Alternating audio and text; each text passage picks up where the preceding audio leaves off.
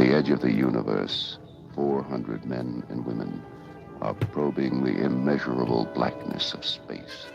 Their leaders are an Earthman with no fear and a stranger with no heart. Travel beyond our time to worlds beyond your dreams. Star Trek, every week, in color.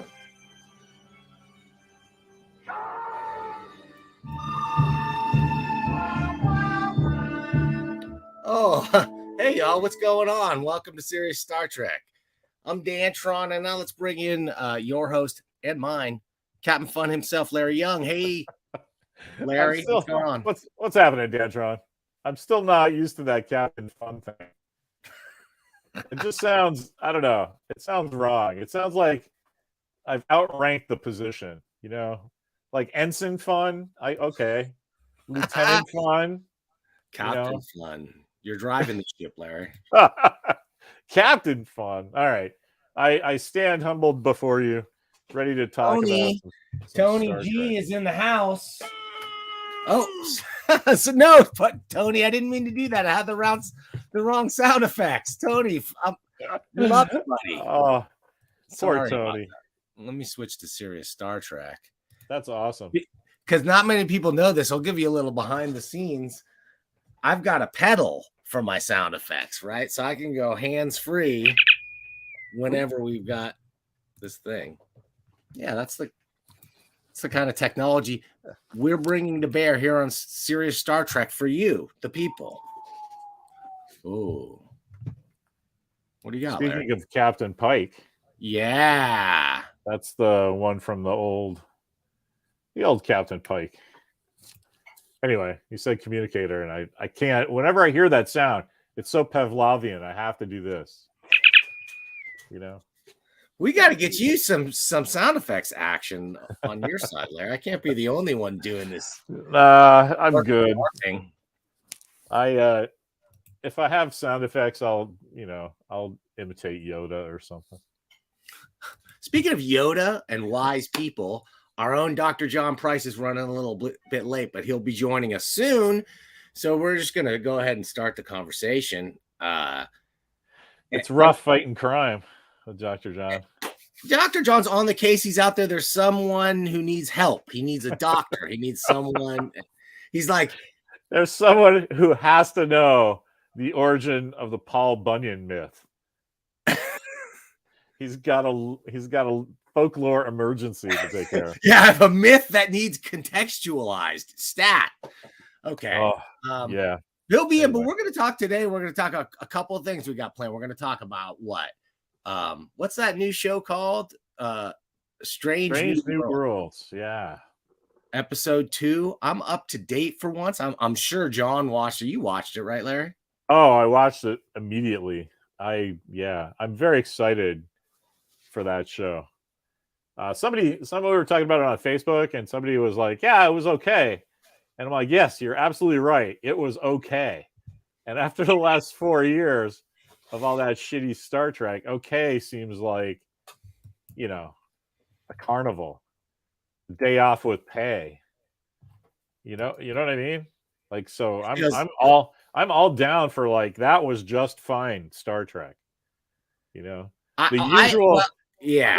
I'm not saying I wasn't offended, but it was Star Trek stuff that offended me for once, right? It wasn't that doesn't belong here. It was more like, oh no, that doesn't feel right, which is, it's a small distinction, but an important one. Yeah. I enjoyed it for a couple of reasons. I don't know. I'm really on the fence on whether our Uhura is going to be the new Wesley Crusher of this thing, because she was pretty annoying in this. They're writing her, it's even worse because Wesley Crusher, what are you going to do, right? But they're writing her just like Tilly. And it's like, didn't you guys learn your lesson the last time? Nobody, just the whole, the imposter syndrome that apparently everyone has on the Enterprise. It's like, that's insane. It's Starfleet's flagship, right? You work hard to get there. Spock kind of leans into that a little, but it's like, there's no way that you're like, oh, I don't know if I belong here. I think I might go open a Baskin Robbins franchise instead. It's like, no, that is like, well, Larry, I remember. So there's a clip. Remember that that Louis C.K. clip I sent you, I think, regarding. So let's do it. Let's. I'm giving full credit to Louis C.K., but let's do this. I'm going to be NASA. Like, I'm going to be the Starfleet guy. Okay. And there's thousands of applicants who want to be on a starship. You be Uhura and just sound. I'm going to ask you a question, and then you just sound like slightly reluctant to join Starfleet. Okay. I don't. No, wait a sec. I don't remember this bit at all. Just perfect. Then okay. Here's what I want you to do. I'll just say something. This is Starfleet headquarters. Okay. I'll ask you something, and then you sound like the least bit. All right. A little bit hesitant. Like right. So. I can do that. I'm very apprehensive. So cadet candidate Young, you're like, what? Why? There's thousands of applicants for this position. Thousands. Why should we choose you? Why do you want to be a Starfleet cadet? Well, get the fuck out of my office, all right? Because there's 3,000 dudes and gals lined up behind you whose life fucking dream is to be on a starship. So unless you can tell me why the fuck this is your childhood dream, you're wasting everybody's time. Okay? I don't care how fucking many languages you are. Oh, not 12. I got 37 languages. I agree 100%. Like, what the hell? But these are the same people, remember, that in Picard wrote his ancestor, the 28-year-old wonder kid who fought her way up to a fucking manned mission to Jupiter, who gets like the yips the night before and like has a crisis of conscience. Like, that does not happen. If you get to the pinnacle of your field, which Starfleet is, right? NASA and Picard is, come on. Like, oh, do I belong here? Yes, I just slaved the last 17 years of my life to get here. Like, if you have that thought, do I belong here? It's going to happen before you're in the middle of it. Right? I don't know. Yeah, I think, well, I don't understand. Everybody's got to have a tragic backstory. Very tragic. Both her parents had to die in a shuttlecraft accident. Like, we have to get that in the first 5 minutes of the dinner party. The bummer I have is it's like another shuttle accident. It's like when they don't know what to do, it's like, oh, there's a shuttle accident. Like that happened to Lady RoboCop in the first season of Discovery. Oh, I was in a shuttlecraft accident. Like, I wouldn't get in a fucking shuttlecraft. All these people that are all maimed. But it's not just Uhura. Statistically, it's the safest way. Or, it's not just Uhura, though, with a tragic background. We found out Noonien Singh was like, captured by the Borg or something, and 7 of 9 or somebody saved her. No, it was number 1. I don't know. How Oliver Stone from the Gorn, we love that. We're the Gorn. That's what it was. Not the Borg, the Gorn, of course. But she's got a tortured thing. Then of course you got Captain Pike, who's like, oh, I'm going to die in 10 years. Like, yeah, you will if you don't stop smoking. I mean, come on, let's go. Like, that drives me nuts that everybody has to have some broken, damaged thing that passes for a character trait. Instead of like, I just like fencing with my shirt off in the hallway, like, or Scotty's is like, I like to read technical manuals and get like really drunk. I mean, maybe it's just the beginning of an arc for them and they're going to transcend some of that stuff. But you just brought up like 3 things that bother me, but then also make me think we're getting set up for something. We're getting set up for time travel shenanigans. Again. We're getting set up for retroactive continuity. We have to be, if only because, right, logically speaking, this is our Mr. Spock.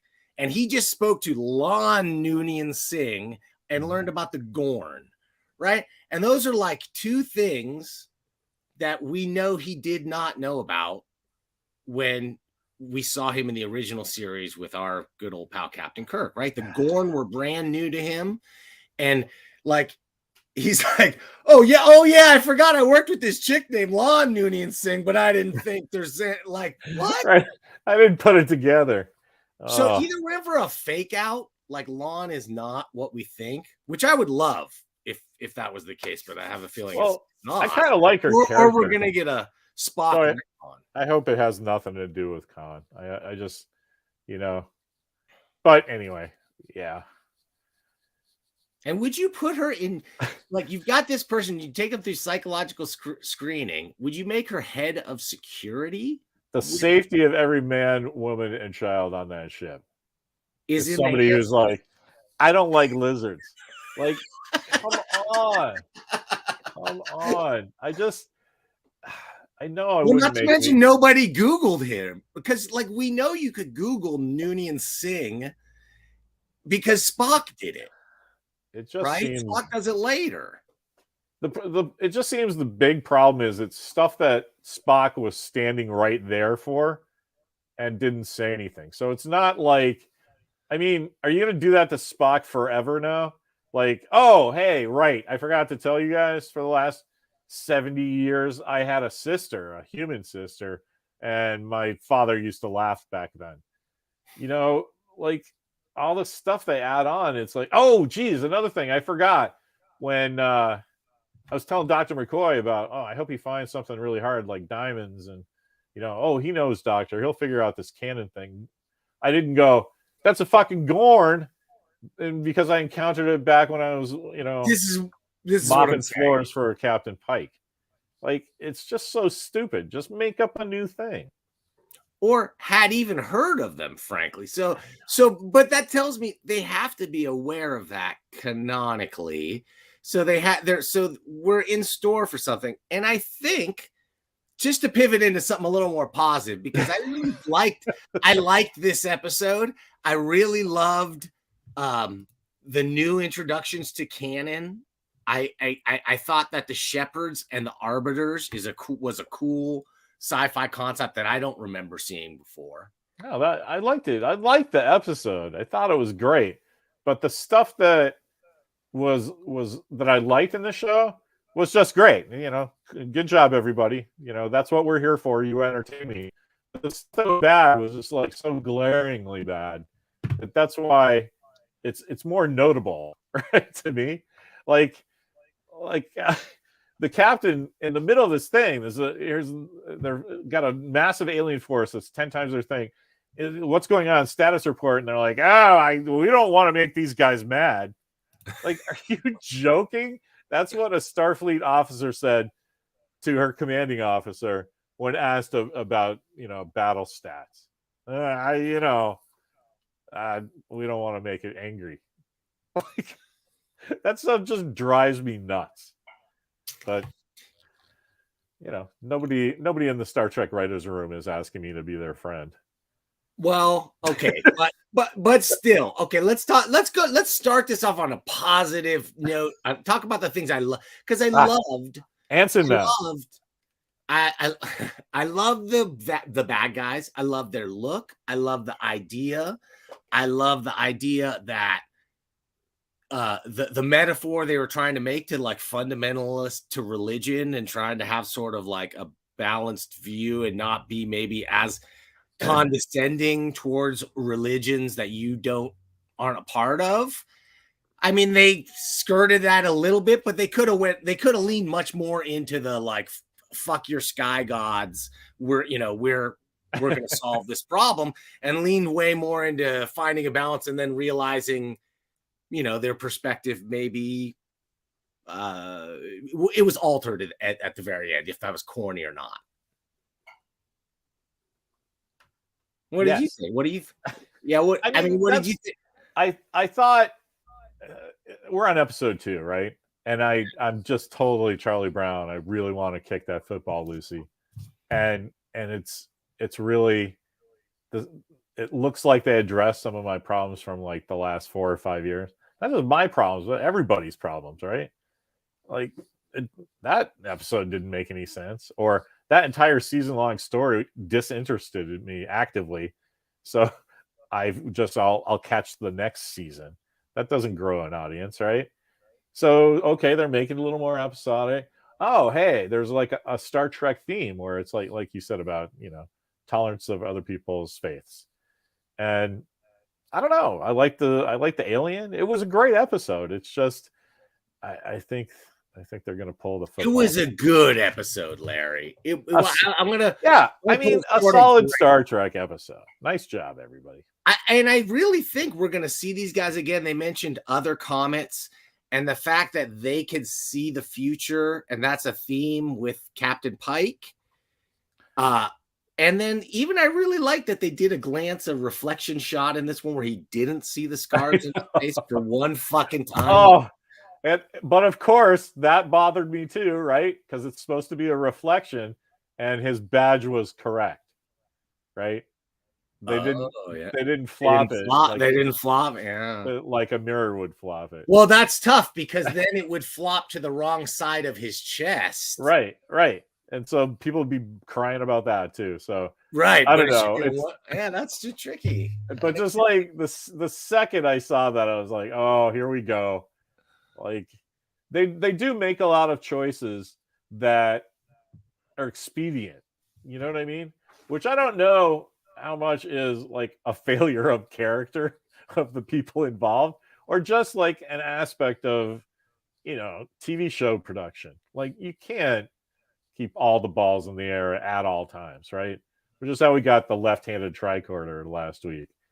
Did you see that? I'm gonna forgive all that stuff, dude, because this show. That's what I think. That's what I think. The a zillion bucks. It looks so great. But it looks so. What they great. don't get is the audience they've developed over the last 60 years are like, I'm the least anal of the audience, right?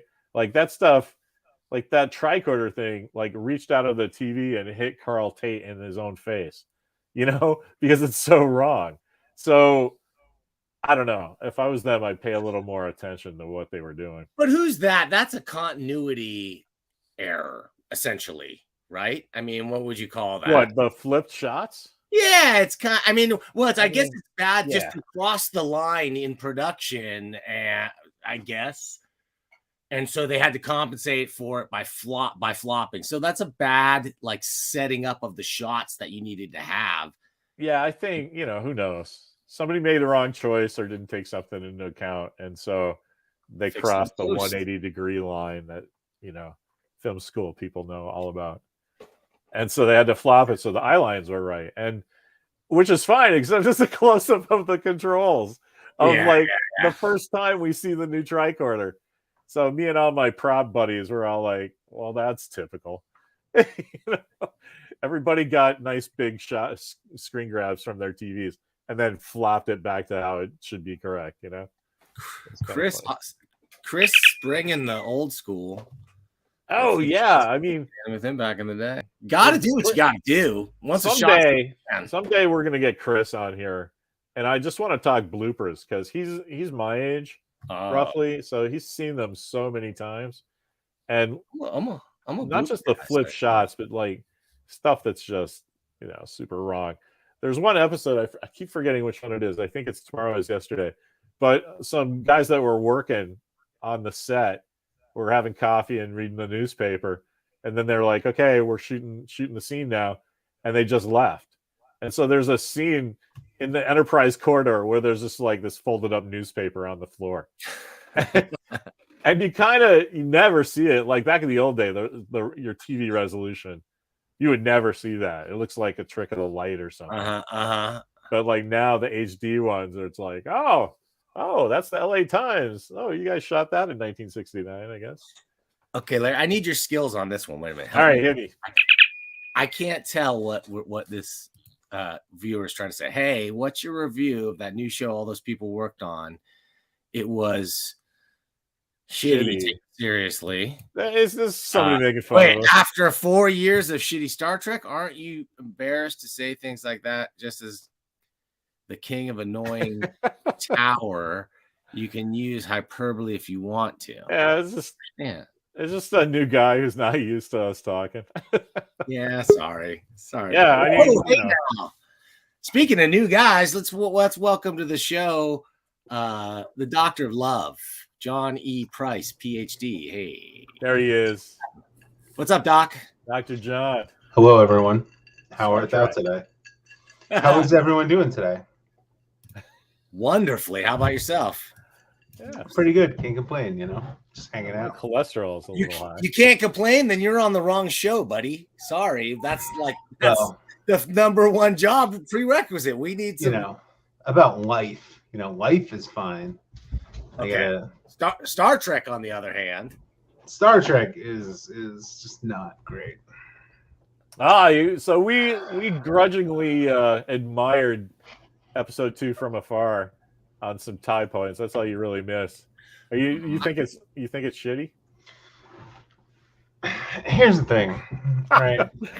And someone jacking up his sleeves. someone else said this on Twitter, and I can't remember who.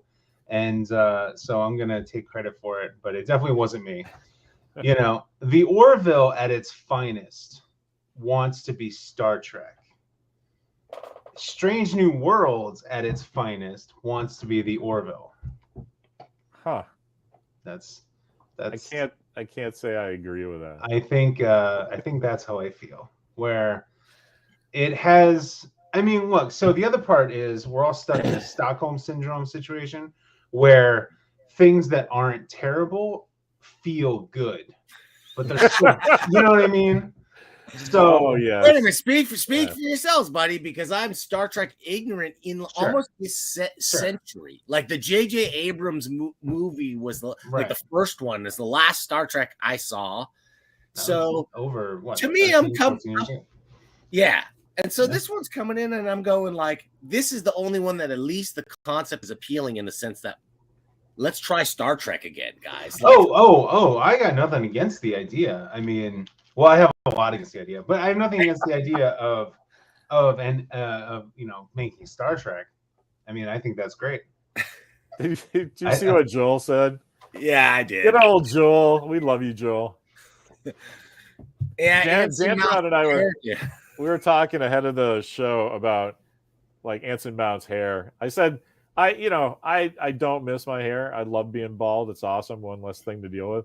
But every once in a while, and like Anson Mount's hair in this episode, I was just like, dude, that's like full on Kurt Russell mustache. Like, nice job. Dude, he's rocking it. He's just rocking it. Yeah. I'm just gonna say a low bar is a chance to exceed expectations. So yes, I always say, under promise, over deliver. So let's just talking about the delivery here, like episode structure wise, we like it. We like the single episodes. We like the return to the old school. Now, Larry and I just extensively talked about why Lieutenant or Cadet Uhura, may be the new Wesley Crusher. I really dislike everything about that decision to make Cadet Uhura. First of all, it's you have to keep things in context, right? This is very obviously them pandering to their very specific fan base, right? The new Trek fan base, the cult, right? This is obviously them pandering to that cult, right? Like, oh, here's Uhura. She's a cadet and she's amazing and she's perfect. And I love Uhura. Don't get me wrong. I think Nichelle Nichols is. I don't know what else. I don't know what else. I like Star Trek 5. I don't know what else. She's amazing. She's amazing. Fan dance and all. I have nothing against the actress. I have nothing against this person at all. She's doing a fine job. The very idea is stolen from JJ Trek, which scares the shit out of me that they're gonna make Uhura and Spock like a low-key thing. It scares the shit out of me. So much of this is direct references to JJ Trek, and it drives me nuts. But like, oh, I'm fluent in 50 billion languages. It's like, that's like, I understand. That's cool. That's a cool character trait. They already did it in 2009. Like, So are you Nichelle Nichols Uhura or are you Gamora Uhura? You know? Am I wrong? Well, she's the new one. No, I've had a weird day. I'm a little off, I admit. I love your hat though. Full props Yes, I to the literally just got this in the new mail. hat. Yep. Friend of the show, well, maybe not friend of the show, who knows? Michael Quigley put these together. USS Snake Island, and it has a very funny situation going on there. Although, as was pointed out, post production, the country code for Ukraine is actually UA, not UK, but that's fine. Everything's fine. I'm fine with Super Cadet Uhura. Like, I'm fine with her being like super smart, and competent, because you should be if you're going to be put on the Enterprise. I just don't like the timeline. I can't buy into her being like, I'm not sure if I want to be Star. Why can't she be like driven, like, that's the other type person? Yeah. She should be driven cadet person. I don't buy the timeline at all that they're trying to force us like, oh, everyone was on the Enterprise before Kirk. It's like, well, where the fuck was Kirk then? Is he the only asshole in Starfleet who didn't serve on the Enterprise? Plus, how old does that make her in TOS? You know, I mean, that's a great question. When you said the timeline, I'm like, yeah, I know. She's like 45 or something.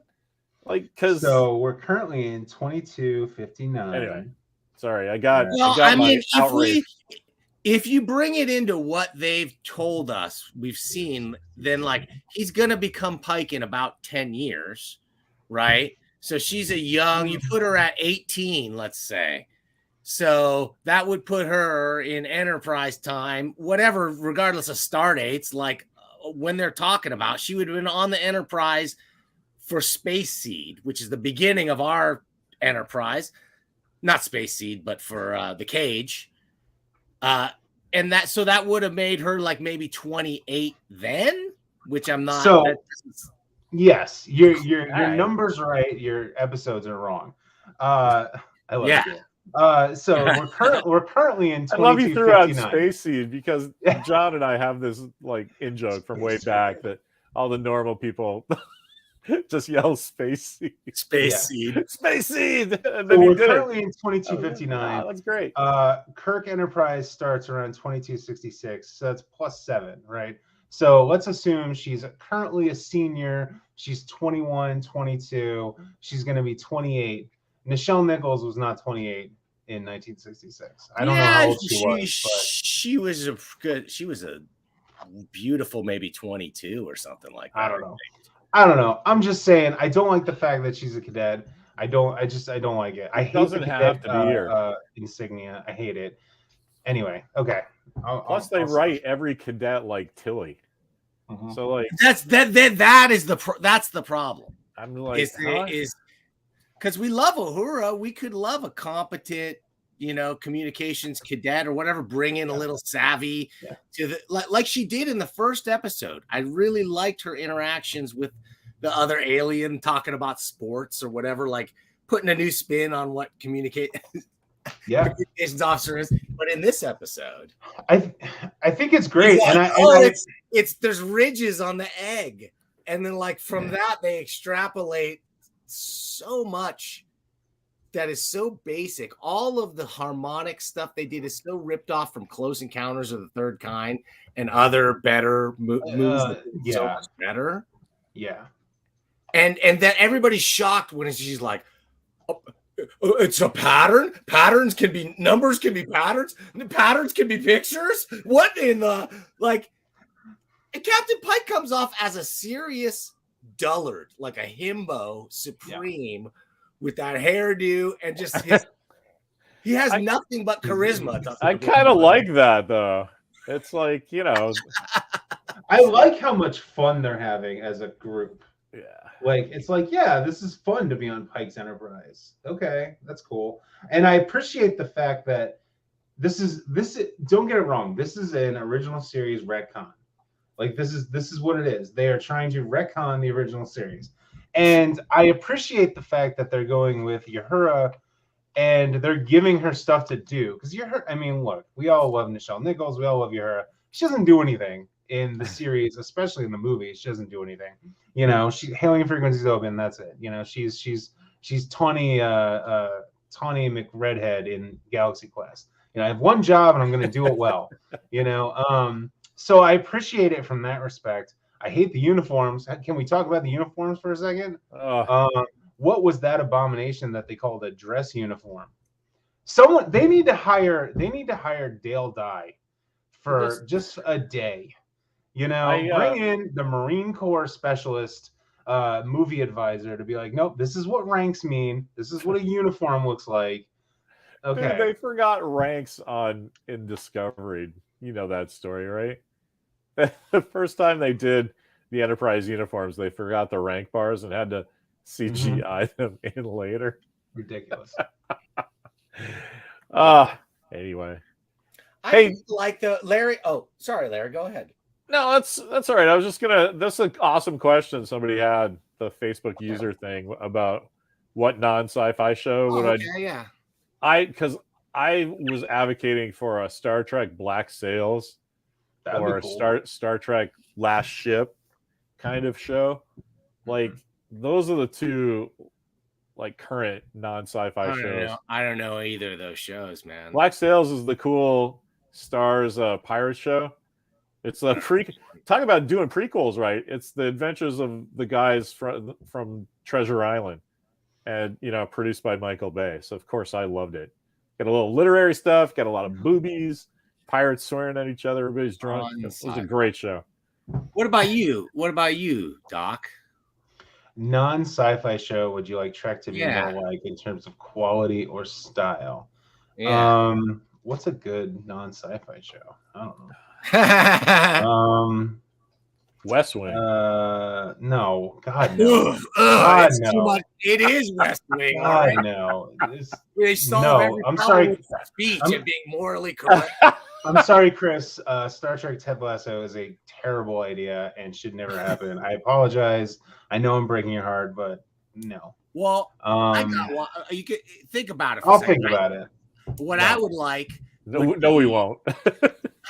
I'd like it to be like maybe House of Cards, not the American, maybe more like the British one, which was even a little more ruthless, because and to show like how the organization is whatever, but there's always going to be driven people within the organization doing weird things, like and having agendas that are not necessarily like the best for everyone, and the competition, the hyper competitive nature of Starfleet. I just think there's people in there that are going to be shitty people that excel at in Starfleet. Yeah, and I want. It depends what your goal is, right? If you're making, if you're setting it in like post TNG, we've already established that the world is gray, Jack.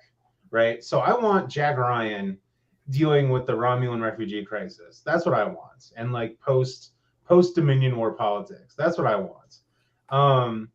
If it's a prequel and we're going back to the Kirk era, I don't want any of this ambiguity nonsense. I want full-throated. Starfleet is good. I am the captain. I am good. Everything's good. The Klingons are bad. That's what I want. I like that they believe that, and that would be the crux. Right. That's the moral direction of the show. Obviously, the plot will weave in and out, whatever. But I don't want this like moral ambiguity. Oh, Section 31. I don't give a fuck about Section 31. Like, it's a stupid idea. They did it cool in DS9. And then everyone in the world has gotten their jack off on Section 31 ever since then. Oh, isn't it cool if we had the CIA? It's like, no, that isn't cool. What about the CIA is Star Trek? Like, what? Anyway. When Joel wrote that thing that Dantron just put up, I was waiting for you to take a breath so I could say, well, it looks like Joel agrees with you. And then Dan had the same thought. It's like, so I think, I like this. That. I like this. And this is what I actually think Halo is doing. Deuterium is dilithium.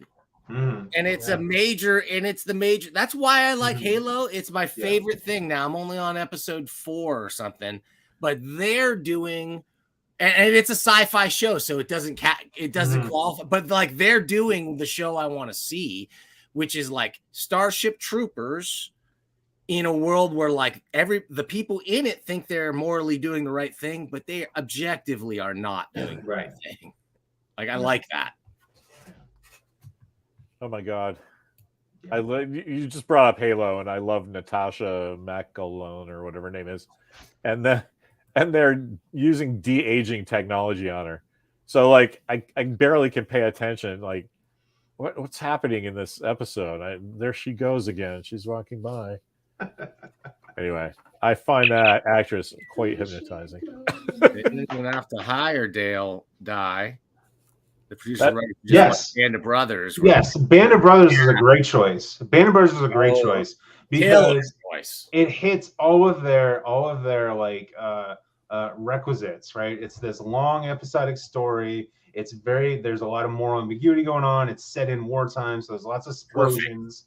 You know, yeah, Band of Brothers, yeah, great, because it was real and like Great shitty people getting promoted up the chain. Like they had that terrible dude, David Schwimmer's character. Like that's the reality of a monstrous, like dehumanized organization, dehumanizing organization, like a military organization. And I think as much as they would want to deny it, that still exists in Star Trek.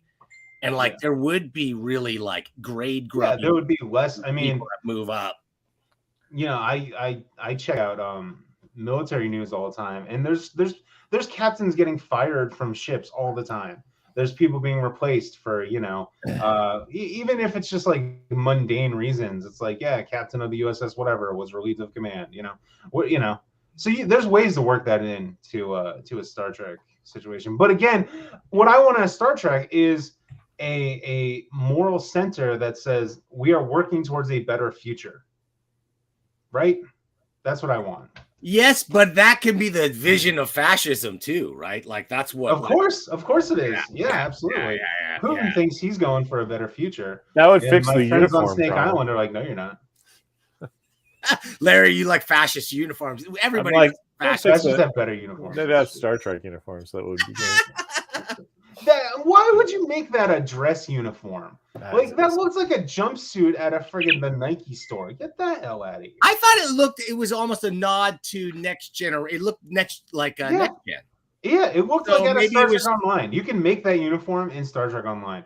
Which, by the way, that harmonics thing was an episode in Star Trek Online, like a playable episode. And I know it's in all these other things too. But like literally, like you go into a cave and there's this big obelisk thing, and you press the buttons, and there's different harmonics going off. It's literally Star Trek Online. I'm just glad they at least stole something good, right? Because that's the thing that I really like about the last 2 episodes is that, hey, there was some aliens.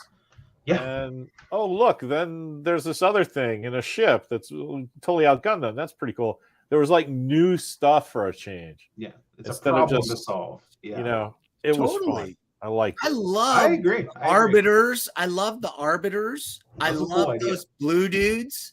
I love the people of the comet. I love that they're setting up. Those guys are coming back for sure, and they're going to be involved in Captain in Pike's vision of the future and altering the timeline in such a way that it's going to alter Spock.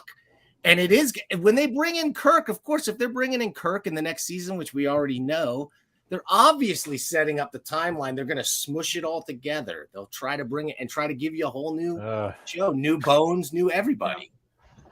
Yeah. Oh, well. They're going to do it. And they've got the time travel stuff in that universe ready to go to make whatever moves they need to do to make alternate. This is my prediction. The comet people will be involved. Oh, I think it's a great idea. Yeah, I'm just sad because it's just, that's what's going to happen. Yeah. But if you can predict it this far out, right? It's like, oh, all right. So I the just wish fundamental there was problem new is that stuff. like this production team are not smarter than the audience, right? They've proven this how many times, right? So I'm very glad. Don't get me wrong, I like Strange New Worlds. Like I'm very glad it's like a solid B minus, right? But it's still done by the same people, so we're still going to have these issues. The fundamental difference is that now the show is watchable, right? Well, am I we wrong? gotta give I it a mean, chance. No, you're I think- absolutely right. But I think you're going like maybe too negative too early because they got a chance here. They could do it. They could. yeah, absolutely, yeah. Although, let's talk just for a second, guys, about. I got notes. I got my spreadsheet of doom here over here that I take while I'm watching this show. I just little notes of things. Like we talked about Uhura, but even Spock just comes out and tells her. Even like Spock is going to come out and say, "Look, get out of the way. If you don't want to be here, nobody wants to hear that. Every single person in that room now hates you because you just said like their lifelong dream is like something that you just backdoor stumbled into. So that sucked. I love. Is it necessary for everyone to have dead parents? Yes, we talked about that, and in a shuttle accident too. Yeah. We talked about that a little bit. I didn't know what else to do, so I joined the most exclusive academy in the galaxy. This is what I. Couldn't she have had like really supportive, like helicopter parents who were constantly talking to her on her communicator, and like telling her what to do? It'd be, you know what I mean? That'd like, be great. Like the dad has all the like store-bought Starfleet stuff you can get, like not the real stuff. Just like like you know, my daughter's a cadet at Starfleet Academy. Dude, where's that show? Come on, that would be charming at the very least, in a way that. Dude, they instantly took who I wanted to be my favorite character, or one of my favorite characters, and really, they Wesley Crusherized her. Who's that? Uhura. I mean, she was your favorite character. No, I wanted her to be my favorite. Oh, I got you. You know what I mean? Because I love Uhura, and okay, I do something with it. If you're gonna make Uhura, do something interesting and fun with it. I just had the whole, you know, Michael Burnham problem. Like, we really should have heard that Uhura was served under Pike too. You know, like so. Whatever. Who gives a shit? Yeah. No, the other problem I have. So the way it unfolds, like the science officer touching the thing and getting kind of like messed up, and then Uhura just like the whole way they stumbled into like whatever the answer was just so dim-witted. It was so and how many times did they say out loud, "This is my first away mission," or is this your first away mission? Like, yeah, we get it. It's her first away mission. Congratulations. We were watching 10 minutes ago. You know? I mean, that was her episode arc, right? But even at the end, she didn't resolve as like, yeah, and I loved it, and like now I understand why the thrill. And what people were in this for, but we didn't get any of that. Yeah. Yep. We did get a good Close Encounters ripoff, and I gotta give them credit for the first ever Mr. Spock music duet. We got Mr. Spock singing, and and we got my favorite. I think this is a great Spock line that will live through the ages, at least for me, which is, "I'm familiar with Yahtzee." That was my favorite. Familiar with Yahtzee. Yeah. You know, plus good one. Didn't he had a duet first with the Space Hippies one. So he didn't sing, okay. But he does have, you know, that's why the singing didn't bother me that much. He's musical. As he's musical. But what really bothered me, and the singing was organic to the plot. Right. It's a stupid plot, but it's organic to the plot. But like, it's not just it's not like in Discovery they just show up and start singing, you know? Right. So they glossed over harmonics and music in a way that was extremely Western centric and pentatonic scale centric. Sure. Like there are other musical scales that other cultures, even on our planet, use. Sure. So it doesn't stand to reason that like they're gonna like write their fucking source code in key of C. It just didn't really. But Dan, this show is made by stupid people who grew up in the 90s. So I know, but these people have more access to Google or whatever. I don't know. Maybe But they saw Arrival, so you know. John, that got was lucky. That was they glossed it over. That was just savage. I'm never going to recover. I'm offended on their part. The people who need to hear that will never hear it. But that was perfect. It's good. I mean, it's you know, so it's funny. There's been a lot of positive reaction, right? And there's even from the haters. This is John's Twitter time. So even from the haters, there's a lot of like begrudging, like, oh, it doesn't suck, or oh, I like this person, or whatever. They hate Ortega's, which I think is hilarious. That's my favorite character. I know. I love Ortega. She's great. She's human, at least. There's a lot of blowback to her, like midriff showing, which I think my favorite part. Yeah, what's hilarious? What's wrong with these people? This is a reimagining of the original series, which was done in the '60s. And do you guys remember the shit the chicks wore in the '60s on TOS? Yeah, a lot more revealing. Yeah, exactly. Right. Like, exactly. So wait. The it's revealing is the problem they have. Well, they think it's just not. The problem is it's very contemporary to us right now. It's like she walked out of like a gym class, you know. So I think that's part of it, and also cool screen use stuff. Hate her haircut. People hate her haircut, which I don't understand. I just think in the future the sartorial arts have disintegrated, right? And just nobody knows how to get a good haircut anymore. Like those skills are gone. That was something that required a human touch, and now you just go in and it like transports off your sideburns. Whatever to these people. We didn't really talk about that, but I was talking to my kid about it, and like I'm completely upset with this transporter's fine-tuning ability to be able to beam clothes onto you, because the only fanfic thing I ever did was way back in the day when I wasn't. This isn't an embarrassing story. I pitched a Next Generation to them, and the idea is that some guy twiddling the transporter found out a way to reuse the pattern buffer, so he's immortal, right? And so, but you can't really do that, and, you know, whatever. Yeah, that would cause some issues. So, but anyway, what's the difference, right? He's changing the pattern buffer to like now you're wearing Bermuda shorts and Hard Rock Cafe shirt. Yeah. Why can't I don't want anything that close to my junk.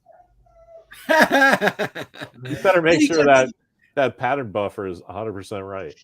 Well, but if they're doing calculations down to the molecule and whatever, hopefully they can get the tolerances between your clothes. I just don't like that it's so sophisticated in 2259. Yes, that's more than then we have like the motion picture where poor Sonak. Commander Sonak. Poor. You received your appointment as Enterprise Science Officer. Okay, speaking of the motion picture, what came back wasn't live. Thank God. I have a treat for us to finish up before we get out of here today, but I wanted to throw in one other thing about this episode that didn't get mentioned. Okay, so finally we get some blue representation on Star Trek, right? Finally, where they belong. But what do they got to do? They gotta tone him down. They got to tone down the blueness. Too blue for TV. Had to make him frosty white. And then why do you on TV when you get blind? It is just a benefit. Like I want to go blind on TV because then all my other senses are going to compensate in such a way that I'm better than you can see, right? Hey, John, Gus is like killing somebody behind you. I can't read a newspaper. I can't read a newspaper, but I'm better than you. Like it makes. I don't know. I hate that they had to make this dude. They had to give him like an extra thing. I would have rather just seen. So this is another one of their classic new Trek pandering to a very small audience thing. The actor is blind. He's from something. Oh, right? the actor's blind. Yes, the actor is blind. Oh, I didn't know that. Of course, and God, I sound like a fucking asshole, but like, of course, the very first thing he says is, I don't like to say I'm disabled. It's like, okay, we get it. Like, this is Star Trek. We don't think you're disabled. Like, I didn't know Star that. Trek, bro. Have you met Geordie LaForge? Like, come on, you know. Well, no, Anyway. right. So why doesn't? I guess visors have not been invented yet. No, and his species. This is all some Enterprise bullshit. I fucking hate Enterprise, but That's some Enterprise bullshit with the Anar, A-N-A-R. There are subspecies of Andorians, and they live on the poles, and they're all born blind, so they have accentuated abilities, including telepathic abilities. So that's where all that comes from, right? So if you don't know anything about Enterprise, you see this all as incredibly pandering and stupid. But if you've had the misfortune of watching Enterprise, you're like, oh yeah, he's an Anar. Why are they explaining it? You know? And Joel, I'm not going to fall for this trick, Joel. Joel's killing it over there. I'm like, I love Joel. So, guys, it's fine for Trek to be overly concerned with representation. That's never been the real problem with bad Trek. Yes, I know. I'm agreeing with you. The problem is not the representation. The problem is the patronizing spotlight they put on it. And they say, look, applaud us. Pat us on the back for how well we're doing representation. That's the problem I have with it. The real travesty is that I tried out for this part. And they said that I didn't want to bring it up. Yeah. You're too blue, Dantron. They're like, we can't. You mixing it up too much. We're gonna go in a different direction. Yeah, right. We all know they never got back to my people. Yeah, they never got back to my people. Gus is having a good time back there. Okay, John, you brought up though the motion picture. We got to get out of here fairly soon. I got a little more time than usual though, but. Any other thoughts on Strange New Worlds? Like, I'm still want to watch the next episode because clumsy character setup episodes. We need to have them with a cast big. So someone else again. I'm quoting someone else. I can't remember if it was Facebook. You should join the Facebook group, or if it was Twitter. You should friend me on Twitter. But someone said something to the effect of, "This is season 1 stumbling that I can handle." Right, this is normal. This is normal season 1 of a show. Let's find our footing, right? Versus Picard and Discovery, which were just fucking shit shows from the second. Yeah, I think Joel is nailing it with that on that point. Joel has opinions. Yeah, that's true. I agree with. I don't know about Disco because I didn't watch it, but I just see the sentiment out there. And Picard, everybody has just gone on the. I don't think there's anybody defending Picard at this point. Even Trek Yards is like, yeah, that was terrible. The ones that get paid by CBS are still for it, but you know, that's a whole other thing. So the last season of Disco was probably their best season because they finally embraced the fact that they're in the future and they can actually do like stories. Right. I agree with Joel. I think fandom should be aware of becoming addicted to hating new Trek. I have personal experience with that because, I got a little bit of, because I hated Discovery so much. And then when Picard came out, the first couple episodes of Picard season 1, actually pretty good. I mean, there's a lot of things I didn't like, but it was actually pretty good. And I had people being like, "Oh, sure, now you like it," blah blah blah. So there are definitely people who are addicted to hating new Star Trek. I mean, you see it on all over Twitter. You see it on certain other Facebook groups that I shouldn't mention. But as long as you're an objective hater, that's always my thing, right? If you're an informed hater, like watch the show and then hate it, right? Because you might like it. Agreed. Speaking of informed, guys, I've got here. If we're ready, Larry, you got any other closing thoughts on Strange New Worlds? Because I got to get jet. But Philo identified my shirt, which is cool, from Firefly. I go through these things with shirts. Like I got my kid all the Spider-Man shirts that Tom Holland wears across all the movies, and so I started doing all of Jane's shirts. I have like 3 or 4 of them. It's pretty cool. Anyway, nothing to report. I love Strange New Worlds. First Star Trek that I've cared about seeing the next one in like 5 years. Well, we want to see it, and we want to see episode 3. Like we're excited, and we're going to talk about it next week for sure. Okay, now speaking of informed criticism, guys, let's go back in time a little bit for a second and check out. Well, you'll see what it is. I'm not going to play the entire segment, but let's just go check out In the Viewing Room.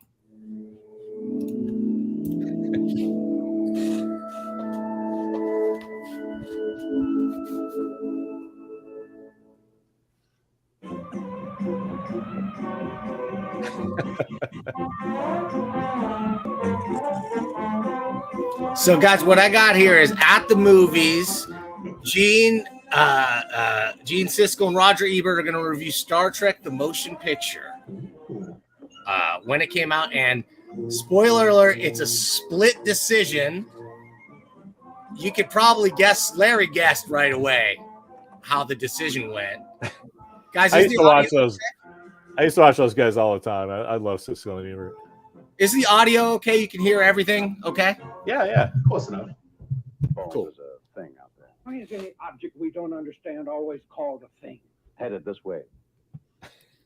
I need you. Okay, we get about 4 minutes of this. We'll get a little introduction. Let's listen to Gene and Enterprise as an alien threat speeds toward Earth in the new movie version of Star Trek. One of 5 new movies we'll be reviewing this time.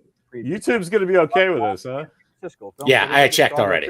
Yeah, they're both dead. So Chicago Sun-Times. Now, no in one's bad. Star Trek, on which we really disagree. Guess who likes it? And but speaking of movies, Star Trek, fat dummy. Yeah, Gene with the nerd shaming there. The Star Trek do justice to the popular television series? And second, are the special effects any good? Well, I think the answer to both questions is yes.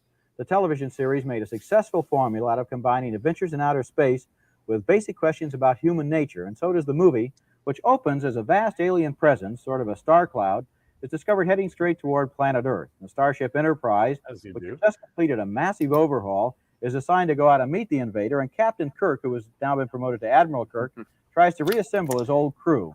Everyone's on board except Mr. Spock, the half-human, Best summation I've ever heard. logical science officer, who in this scene surprises the crew by turning up late. That's what happens. Yeah, that's Party awesome, Spock. All right. I just want to get their commentary. Who joins the crew and then is cloned by the invading space cloud. In this scene, the invaders use Ilea as a way of making contact with Kirk and his crew. Nice, Ilea. I'm being programmed by Vija to observe and record normal. All right, I want to move. Oh, let's move into the discussion. Normal functions of the carbon-based units. The functions given its form to more readily communicate with the carbon-based units infesting Enterprise. Carbon-based units? Humans, Ensign Perez. Yeah, you moron. Guess I never really thought about myself as a carbon-based unit before. Neither Now did you we. can never forget. None of us. The story of the Star Trek movie revolves around It looks like he genuinely he's like, yeah, let's talk about Star Trek. intelligence. Yeah. What is life? And in which ways are humans, and Vulcans too for that matter, different from the other beings in the universe? The crew of the Enterprise confronts these questions after they meet the invading alien force, and that leads to all sorts of opportunities for the movie to exploit what we're really looking forward to, which is the special effects. And so, how good are the special effects? I thought they were pretty good. The scenes in the futuristic spaceport at the beginning of the movie are obviously phony, but the stuff in outer space ranges from the adequate to, on a few occasions, the mind-boggling.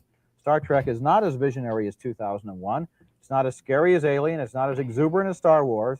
But it is fun at the movies, and I had a good time. And my mind wasn't boggled once by any of the special effects. I'm sorry. We saw the same effects, but we had wildly different reactions. Although, to be fair, you did say at the beginning they weren't so hot. They had a lot of trouble getting the special effects. I think you know this. And they had to change special effects. Frankly, all that they got, I think, are just small duplications of some of the stuff in Star Wars, which we've seen so often that we're really, I think, looking for an advance from that now. And so I wasn't really dazzled at all. Do you think, Gino, that we get too hung up on the technology in these science fiction movies that after 2001, after Alien, after Star Wars, the critics in particular are looking at the special effects as kind It's of so weird to see people taking this seriously in 1979.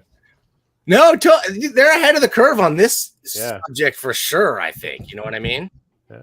An experience. You said it right when you were talking. You said the two things we want to know. Is it as good as a TV show, and are the special effects any good? I think. And I think they are fairly good. They're not. You're right. They're not as great as 2001. So that's a letdown. Of course, you want to see something better that you haven't seen before. That's the whole basis of movies, dazzle us, especially when they go out to outer space. But on the question of the story, I think that there's a big flaw here. Maybe you agree. There's this black cloud invading. We're set up. That's the major confrontation. So naturally, we wait for 2 hours to find out what's in the cloud and what's going to happen. Who's going to get hit? Who's going to hit whom?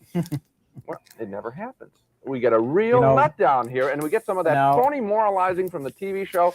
Guys who say phony moralizing each other or something. Oh, I know it's phony moralizing. I think that's one of the endearing things about the TV show and about the movie is the way that it kind of looks at human nature in a fairly optimistic way. But I agree with you; they missed the boat by not having a great villain.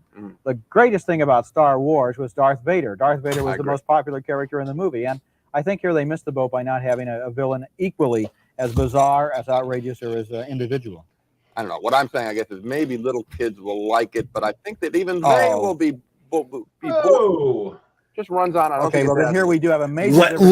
That is the lamest. Like little kids would not love this. No, they fall asleep. They don't easily. And you're saying little kids will like it. I'm saying a lot of other people will like it too. I enjoyed it. I think as a movie named Star Trek, the sort of thing we're anticipating, I think this is a pretty good experience. Even should be like, yeah, if you got a fucking brain, you'll like it. I split. I found it fanciful and fun. I found it a bloated, totally unamazing, stretched version of the TV show.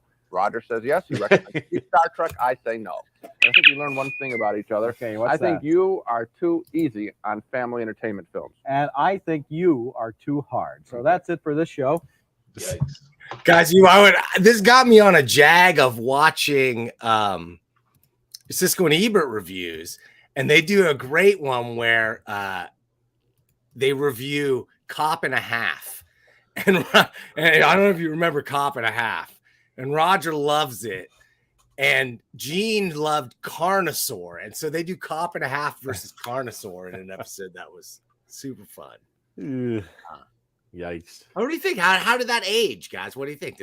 How does that review hold up? I feel like they totally missed it in the sense that they're like this is for kids. Kids are gonna have any interest. Yeah, that didn't make any sense to me.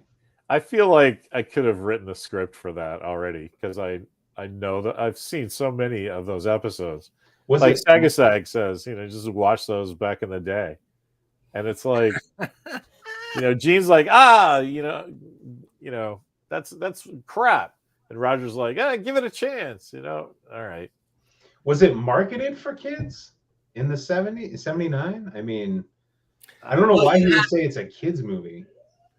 Because it's like comic books, man. It's for kids. Right. Sci-fi is for kids. Look, they're wearing pajamas. Right. I think it was that Star Trek was such a big hit. And what was it rated? I mean, Star Wars was such a big hit. What was Star Trek? What was the motion picture rated? PG, right?